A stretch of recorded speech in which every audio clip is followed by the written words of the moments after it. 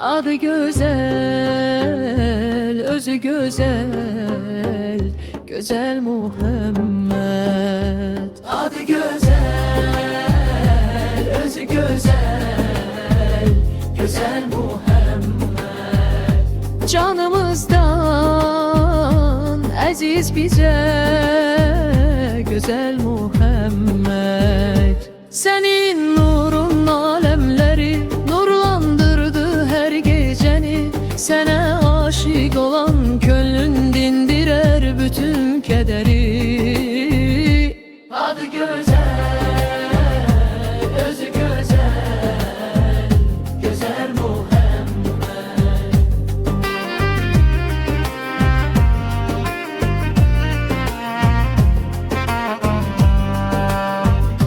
Mecnun kimi sevenlerin gönlünde eşkal o budur. Seni zikreden dillerde her birini da bir duadır. Adı güzel, özü güzel, güzel Muhammed.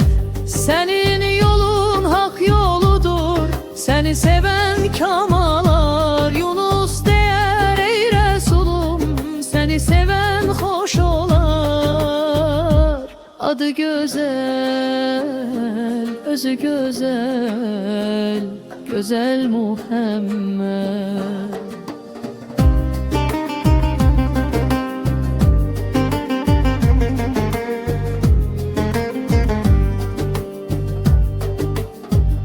Senin eşkin gönüllerde bitmez bir derya kimidir. Kim bu eşkten içse derdin dermanını sen de biliptir.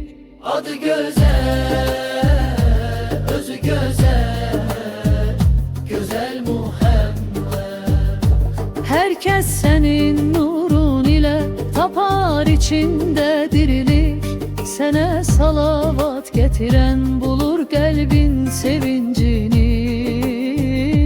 Adı güzel, özü güzel, güzel Muhammed.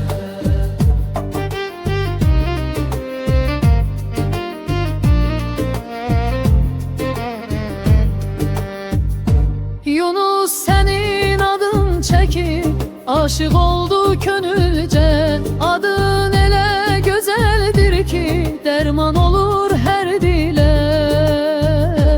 Adı güzel, özü güzel, güzel Muhammed.